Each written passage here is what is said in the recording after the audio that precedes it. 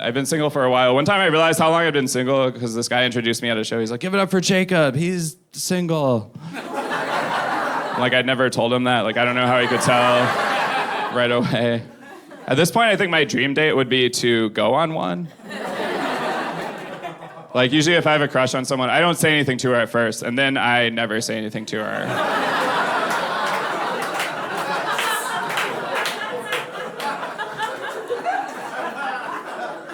So I don't know if that's gonna work out, but I think the worst date I went on, one time I went on a date and it was at a bar, I met her there, but then her ex-boyfriend showed up and they started talking and they ended up leaving together and I was still at the bar. So it wasn't off to a great start. And later my friend's like, how'd it go? Like, did you get to third base? I was like, I don't even think I got to hit the ball.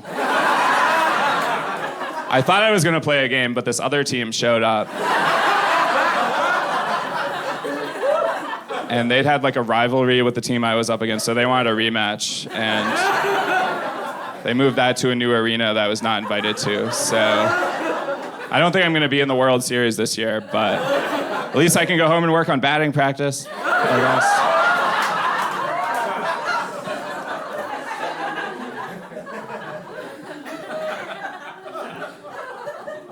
I'm from Kentucky originally, and people don't guess that based on how I talk. They guess that I'm from a robot factory. That's why, like, I'm not really worried about if machines take over. They'll just hear me and be like, I guess we already got that guy, so.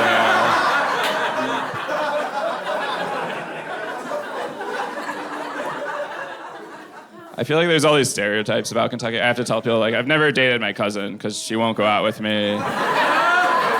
But I was visiting my parents, and my dad wanted to say a prayer over dinner at their house. He's like, all right, let's pray for Jacob that he gets a real job besides comedy. I was like, Dad, I can hear you, just so you know. He's like, yeah, I know.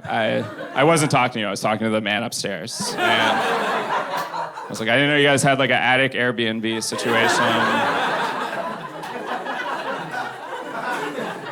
Whenever I call them, my mom gives me an update of the weather in my hometown, and I have to be like, Mom, it's okay, I can find that out on my own.